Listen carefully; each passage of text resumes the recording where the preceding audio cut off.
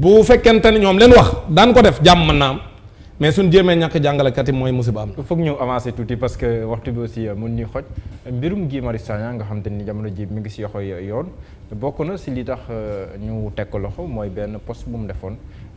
di si wax gis-gisam ñu jàpp ne ab xotti worma la si gendarmerie nationale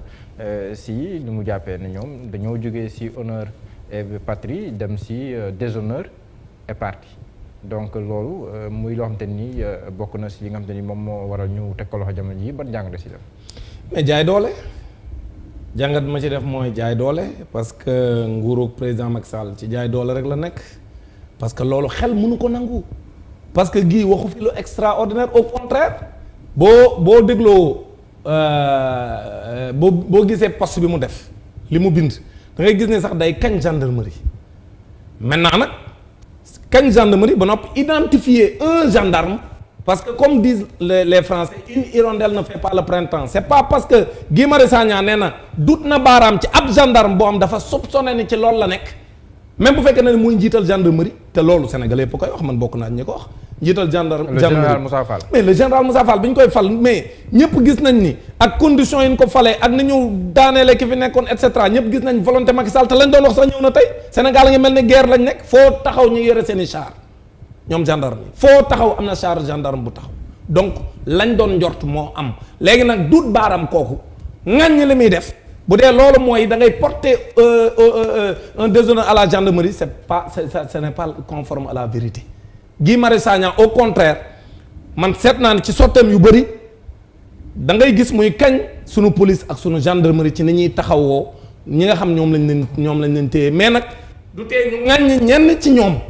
ñoo xam dañuy def lu dul yoon donc loolu. tappale rek est-ce que tamit gendarmerie si ni mu mel si dayo bi mu am tamit est-ce que waruñu koo épargner si yenn ñi ba nga xam ne waruñu xotti war maam ndaxte ñu ñuy aar lañ ba pare institution la boo xam te ni dañ ko war a dëgëral. waa mais dama ni. xam nga fii amul benn maillon isolé bu fi am ñun ñëpp ñoo bokk réew mi moom waxul le corps de la gendarmerie au contraire bi muy wax ci corps bi dafa wax ni corps bu am solo la. mais titre bi gendarmerie la. mais waaw mais non. dafa ci texte bi. ci biir texte bi da ngay gis ni. mais titre bi. waaw mais titre bi loolu c'est autre chose. gendarmerie waaw loolu c'est autre chose. mais man xam nga titre. mooy li nga xam ne moom moo làmboo lépp li nga xam moom nga nar a wax mais liñ la mën a duute baaraam mooy li nga wax ci biir texte bi texte bi li mu ci wax da ngay gis ni mi ngi kañ gendarmerie di wax ne gendarmerie mi ngi def liggéey bu mucc ayib maintenant nag li mu wax loolu Sénégalais yëpp koy wax te man mii dama koo wax bu dee loolu la nan ma ñëw jël si man lépp Guy Marius Sagna wax lépp man Dame Mbodj waxaat naa ko pour wax ci këpp maanaam lépp j'assume tout ce que Guy a dit man Dame Mbodj kon nag wax ji nañ jàll ci bopp boor maintenant ce que les gens n'accepteront pas mooy Macky Sall bëgg fee nekk di xoqatal Sénégalais yi parce que fi mu toll nii ci logique boobu la nekk parce que dañ ko daan wax ñun ñëpp mais actuellement mi ngi accélérer la cadence dans la dictature maanaam jaay doole képp kuy wax loo xam ne arrangé wu la mi ngi lay bund xataate la jaay. yow yaa ngi di wax lu arrangé wu nguur gi. non même man maa ngi ci menacé ñun ñëpp la ñuy menacé c'est que comme ni ma ko waxee. sama benn xarit dem ma ne ko mënuma fu ma nit woowee saaga ma wala menacé ma ne ma daañ la lii wala daañ la laa rek ma woo journaliste yi daan ni def nañ ma ne man du ma genre boobu mais ñun ñëpp dañuy waxtaan suñu biir. ñun ñëpp mais est-ce que ay menaces yu sérieuses la parce que bu nekkoon menaces yu sérieuses aussi. non lan ngay tuddee menace sérieuse ay nit di la woo ñu bari ku nekk di wax ne la yow boo génnee daañ la lii wala et cetera. loolu léegi doo porter plainte. non mais porter plainte ci nguuru Macky Sall ci koo xam si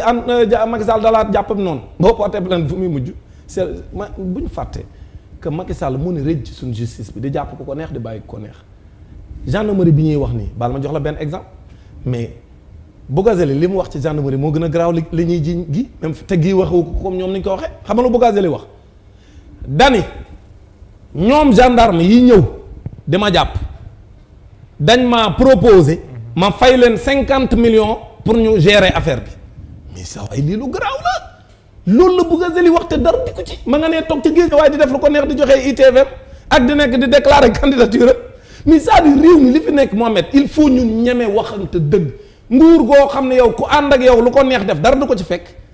képp koo xam ne li ngay wax lu mu ndaw boo ko waxee ci lu arrangé wul nguur gi ñu dem jëli la dugal ci kaso bi kooku dama la président Macky Sall duñ ko fi may tey duñ ko may man wax naa ko société civile bi nee naa leen peut-être ci kanam tuuti ci bu ñuy dugg sur les questions liées au passeport diplomatique dinaa wax man sama position sur la question dañoo gis nga marché pétrole yi ñu doon def bi yëpp importance foofu gis nga fi ñu toll nii scandale yi am actuellement ci nguuru président Macky Sall ci ministère yëpp nag wax naa fi léegi bu éducation moo am ci santé moo am ci affaires étrangères moo am assemblée moo am fépp maintenant comme ni ko ñëpp xamee aussi comme daa fegal te nguur guy jeex mook sabar gu tasayam ku nekk day fecc jëmale boor ba ku neex tëggkat yi di tëgg lu leen neex foofu lan toll ci nguuru Macky Sall. léegi ban taxawaay nga xalaat ne moom ngeen war a am yéen waa société civile si mbirum Guy Marius Sagna. dañoo war a taxaw pour ñu bàyyi ko man loolu wax naa ko sama coalition la coalition citoyenne le peuple nee naa nañu réunir nañ jël contact ak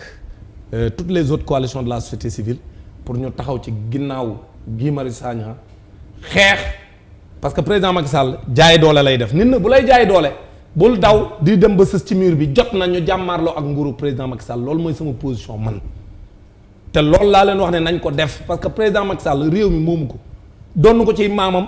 donn ko ci ay waajuram ba mun fee taxaw di ñu xoqatal ñun suñu réew fu mu ñu demal ñun ñu fal ko fi kenn xamu ko ñu jaay ko am nguuru Abdoulaye Wade jaay ko doole à l'Assemblée nationale bi mu bëggee déglu doomu président de la République ak yeneen yi fa xew ñëpp gis ni dañ koo jaay doole Sénégal gépp am ci ginnaawam daal di koy dem fal